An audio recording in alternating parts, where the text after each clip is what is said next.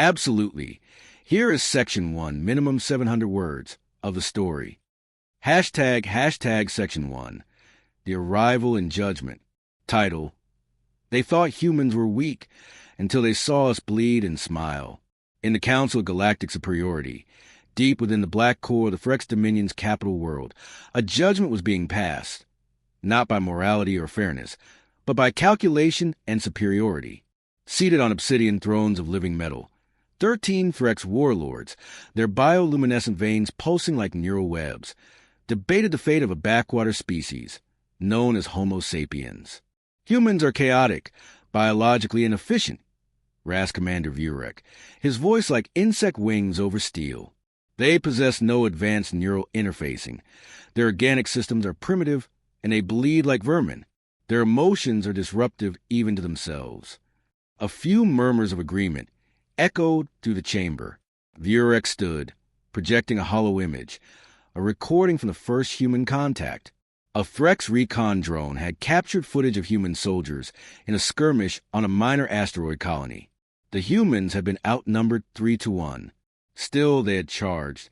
"Observe," Vurek said, narrowing his biolenses. The one at the front. He took plasma round to the leg inside. He was losing blood, yet he screamed in advance with what they call a smile. He laughed, even while dying. There was a pause. The Threx were a logic-born species. They could not comprehend a creature that responded to agony with humor, to defeat with defiance. Their empire had conquered over a dozen intelligent species, all of whom eventually surrendered when faced with technological dominance and emotionless cruelty. But this species was different. "They are unstable," his strategist Rayleigh, tapping her chitinous fingers. "Emotionally unpredictable. This does not make them strong. It makes them vulnerable to manipulation." Vurek tilted his narrow head. "Then why did their resistance take 7 cycles to suppress when they were armed with outdated weaponry and Stone Age hull plating? Why did their colonies fall, screaming war cries, instead of begging for terms?"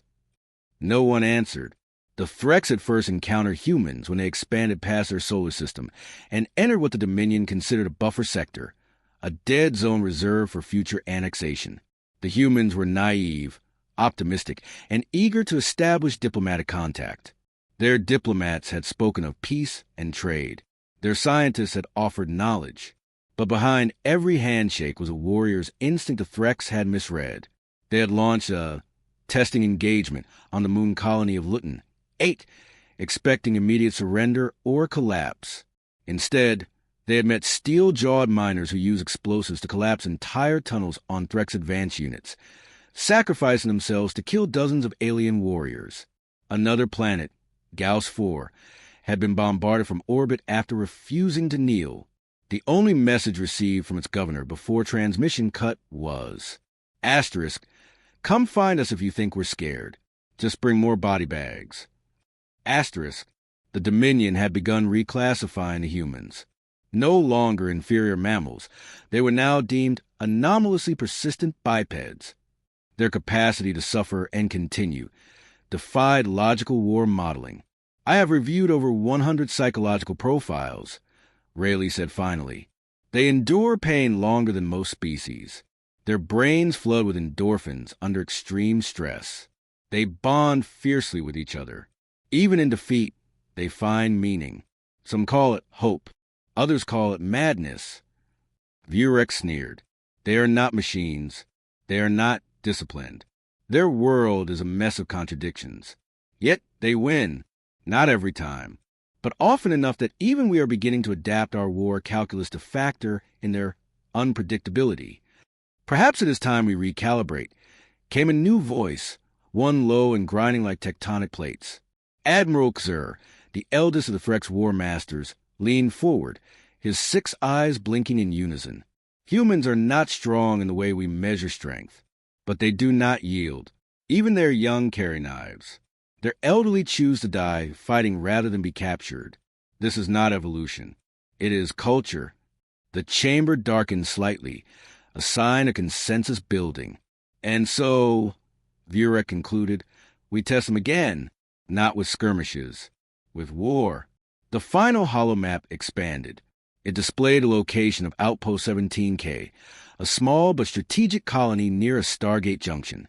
Population, 8,000, mostly civilian, lightly defended, insufficient orbital defenses. Strike it. Watch them scream. Watch them flee, one commander said. Vurex smiled, a thin, alien imitation of a human gesture. No, he replied coldly. Asterisk watch them bleed and smile. Asterisk, then we'll know what we're truly facing. With that, the fate of the outpost and the next phase of galactic history was sealed. Let me know when you're ready for Section 2F, or if you want this scene told from the human side, F, or turn into dialogue screenplay format, F. Absolutely. Here is Section 2, minimum 700 words of the story. Hashtag Section 2, the first strike and the human response. Title: They thought humans were weak until they saw us bleed and smile. The first blast hit at 4:12 colony time. Sergeant Maya Keller was jolted from her bunk by a shockwave that shattered half the barracks windows and flung dust into her lungs. She grabbed her pulse rifle before fully regaining balance, boots slamming onto the cold steel floor. Screams echoed from the corridor, some terrified, some furious. That was how humans greeted surprise attacks, with chaos and rage. Outpost 17K wasn't a fortress. It was a mining and agricultural colony, little more than a refitted station surrounded by modular dwellings, hydroponic units, and a rotating garrison of only 180 soldiers. But that morning, it became the proving ground for humanity's true nature. Maya stumbled into the armory, already crowded with half-dressed soldiers. One of them, Ortiz, had a bleeding scalp and no shirt, but was grinning like an idiot. Didn't think we'd get real action in this hole, he muttered, slamming a fresh mag into his sidearm. Shut up and suit up, Maya barked, strapping on her body armor. Her fingers trembled for a second, then steadied. Training kicked in. Fear was a reflex, so was ignoring it. Outside, the horizon glowed orange. Alien dropships were descending, 6 of them. Sleek, black, beetle-like craft with biomechanical armor. They looked like fallen gods. The Threx had arrived. Within 15 minutes, the battle began. They moved faster than any human soldier, their exoskeletal bodies adapting to gravity with precision. Their weaponry fired silent, glowing bursts of searing plasma. Buildings melted into slag. Fields burned. Maya's squad was ordered to hold the North Tunnel, the only exit leading to civilian shelters below the ridge. And so they held it. Maya's boots skidded on ash as she ducked behind a shattered rover, pulse fire hissing past her helmet. Next to her, Private Noor was already wounded, a deep gouge across her thigh, but still firing, gritting her teeth through the pain. Medics down. Noor yelled, wincing. I am the medic now, Maya growled, tearing off a strip of her uniform to slow the bleeding. The moment was broken by a screech, a Threx warrior leaping from a ledge above. Maya turned and fired instinctively. Her rifle overheated. The bolt struck the alien's chest, and it crumpled with a crackle. That's when she saw it. One of the aliens, watching from behind a cracked energy shield. It hesitated, not at the gunfire, not at the death of its comrade, but at her face. She was bleeding. Shrapnel had sliced a line from her brow to her cheek. The blood flowed freely. Her armor was scorched, but Maya Keller was smiling. The kind of smile that wasn't joy.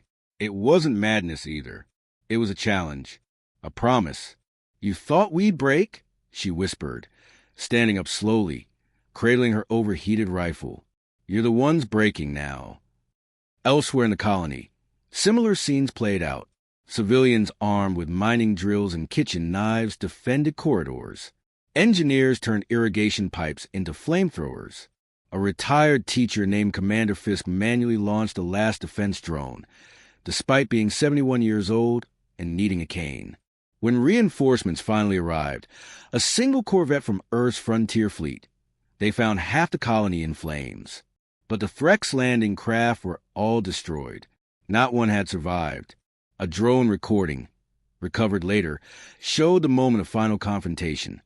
A human man, drenched in blood, crawling over a fallen comrade, pulls a pin on a grenade and says through cracked lips, You think pain means stop? Buddy, pain means it's getting good. He grins. Then everything goes white. The Threx left a third of their strike team behind, dead or dismembered. Those who escaped didn't return fire. They fled. Back aboard the Dominion's warship, Commander Vurek reviewed the feed. He watched Maya Keller's face on loop. The blood, the cracked visor, the smile. Sir, one Threx officer said hesitantly, they're defective. No logic remains. They continue after biological failure. No, Vurek said, voice dry. They're not defective. They're designed for this. Somehow, this species evolved to suffer and turned suffering into fury. The officer hesitated. Permission to classify them? Reclassify humanity as class-red, psychologically hostile. Recommend caution. Do not engage without overwhelming firepower and containment. Then he leaned closer to the image of Keller, pausing the footage. She smiles, he murmured, while bleeding. He didn't say the rest out loud, but he felt it in his gut. That smile terrified him. Let me know when you're ready for Section 3F. Or if you like this one, expand it into a full short story, F, or told entirely from Keller's POV, F. Certainly. Here is Section 3, minimum 700 words, of the story. Hashtag Section 3, Psychological Warfare and the Turning Tide. Title, They Thought Humans Were Weak Until They Saw Us Bleed and Smile. Something began to shift after the Battle of Outpost 17K, and not just in military doctrine. Within the Dominion's war hierarchy, unease crept through the ranks like a virus. The Threx, once confident in their superior intellect and cybernetic enhancements, were beginning to question the one thing they'd always taken for granted: their own emotional detachment. The humans, it seemed, were not merely persistent. They were something else, contagious in their madness. Commander Vurek sat in silence within the Dominion's Biostrat lab, reviewing footage from a failed invasion. It wasn't the tactics that disturbed him. It was the pattern. Soldiers who should have retreated had instead fought on after limb loss, after partial immolation, after watching friends die gruesomely. And worse still, many had smiled through it, not a grin of joy, but something darker, a defiance so deeply embedded it bordered on the fanatical. They smile as if death is irrelevant, Vurek muttered to himself. We've captured one, the lab tech announced. Alive? Severely wounded, but yes, and still resisting sedation. We've never seen anything like it. Meanwhile, on the fringes of Dominion space, that resistance became a legend, then a movement. Word of humanity's stand at Outpost 17K spread like wildfire. The data was impossible to suppress. Rogue broadcasters smuggled drone feeds, and hacked Threx archives had allowed images of Keller and her troops to circulate beyond the front lines. But it wasn't just humans who were watching. Several minor alien races, long subject of the Threx, began whispering of the Bleeding Ones, a name given to humans who kept fighting long after logic dictated surrender. To many oppressed species, the sight of frail flesh refusing to die became a symbol of hope. In hidden enclaves across Dominion territory, resistance cells played looped messages from human soldiers. You think pain is the end? We start with pain. If you see us smile, it's already too late. Break our bodies, not our will. What had once been a tactical embarrassment for the Threx was rapidly becoming a psychological revolution. Back on Earth, the Terran Command Council saw an opportunity, not just for retaliation, but transformation. Humanity had always fought wars reactively. Now, they were preparing to weaponize what the Threx feared most: emotion itself. Psychological operations teams deployed propaganda drones across contested systems. These drones broadcast curated battlefield footage, emphasizing the emotional highs of battle. Human soldiers howling in laughter as they charge, medics dragging wounded comrades with one arm, while firing with the other. In one video that went viral among Dominion rebel factions, a captured human soldier is seen chained to a wall, beaten, bleeding, one eye swollen shut. A Threx interrogator demands his name and allegiance. The human spits blood onto the floor and says, "Tell your commander Maya Keller says hi." He then smiles. The recording ends there. Dominion neural warfare systems, designed to intercept and suppress enemy morale, began to fail when exposed to these broadcasts. The emotional feedback loops created by human imagery disrupted Threck's combat focus, inducing confusion, hesitation, and in some cases, panic. Several high-ranking Threck's officers committed ritual biopurging, a form of self-termination after exposure. On the battlefield, things grew stranger. Threck scouts reported entire units of human soldiers charging despite overwhelming firepower, deliberately allowing wounds to mount as if to show their enemy that pain meant nothing.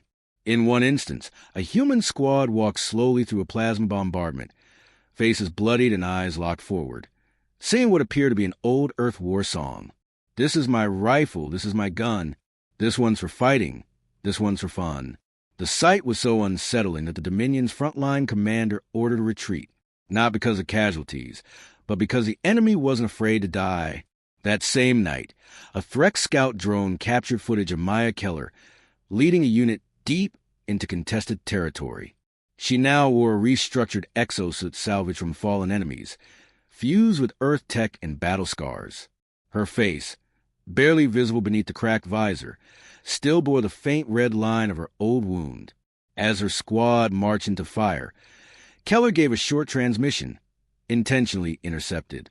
We bled, we smiled, now we burn.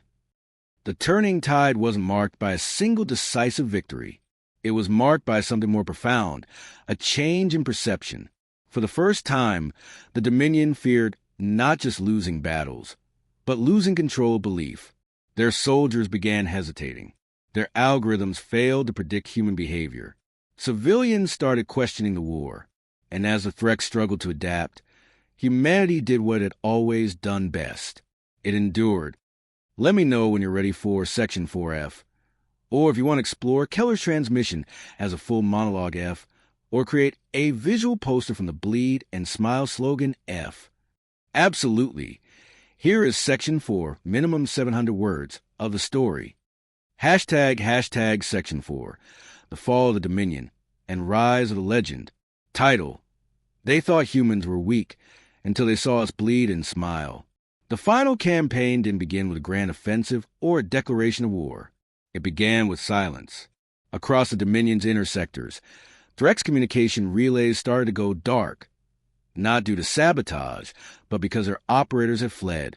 Entire planetary garrisons deserted overnight, fearing the bleeding ones. Dominion protocol collapsed as commanders scrambled to restore control, but it was already too late. The myth of human invincibility, once dismissed as barbaric propaganda, had taken root like a parasite.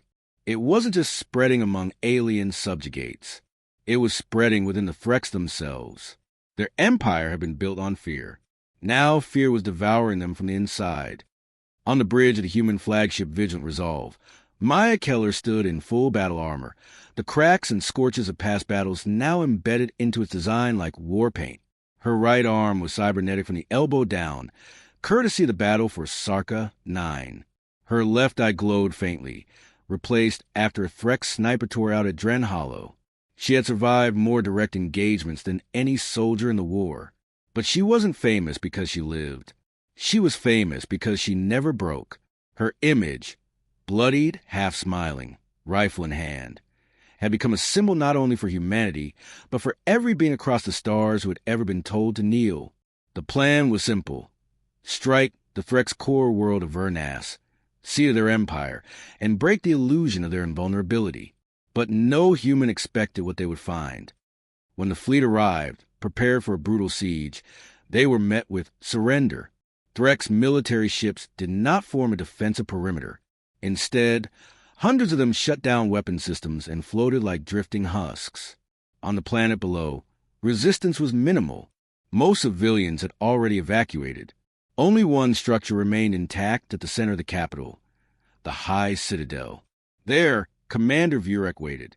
Keller led the landing team herself. Inside the Citadel, she and her strike team encountered the last line of Threck's loyalists, not warriors, but terrified technicians and bureaucrats. Vurek sat in silence on the throne, staring at a screen still looping footage from Outpost 17K. Maya's face stared back at him, again and again. The old wound, the crooked grin, You came, he rasped. I always do, Keller replied. You've changed everything. She walked closer, her boots echoing on the polished obsidian floor. No, she said. Asterisk reminded you who we are. Asterisk. He tilted his head. You were supposed to break. All logic. We're not built on logic. We're built on loss. On anger. On love. We bleed. Yes, but we bleed together. Vurek closed his eyes. Then finish it. I'm not here to execute anyone, she said, pulling a small device from her belt. I'm here to broadcast. That transmission was seen across 17 systems. Maya Keller stood before the Phrex throne and spoke directly to every species watching. You thought humanity was weak. You mistook empathy for fragility. You mistook pain for failure. You mistook a smile for surrender. She took off her helmet, revealing the scar down her cheek. But here's the truth. Pain is where we begin. Hope is what we carry. And our smile? That's your final warning. In the weeks that followed, the Dominion dissolved. Rebel factions rose overnight. Some Threats commanders defected entirely, bringing ships and data caches to Earth in exchange for amnesty. The galaxy that had once feared human fragility now feared what made them terrifying, their refusal to die quietly. On the former Dominion capital, now renamed Unity Prime, a monument was erected. It wasn't a statue of Maya Keller. It was a massive steel wall engraved with the names of every soldier and civilian who died during the war, human and alien alike. At the top, in bold Earth Standard font, was one phrase. We bled, we smiled, we endured. Keller refused any personal medals. I didn't win this war, she told the reporters. We did. The scared ones, the stubborn ones, the ones who smile when it hurt. Then she disappeared into the Outer Rim, joining a quiet, rebuilding effort for former Dominion worlds. Years later, children would ask their parents why humans always smiled in old war footage. And they would answer, as Maya once did, because smiling was how we told death it couldn't have us. Not yet. Let me know if you like A, complete compiled version of all 4 sections, F, a cinematic trailer script based on this story, F, or Keller's final broadcast as a stylized monologue poster, F.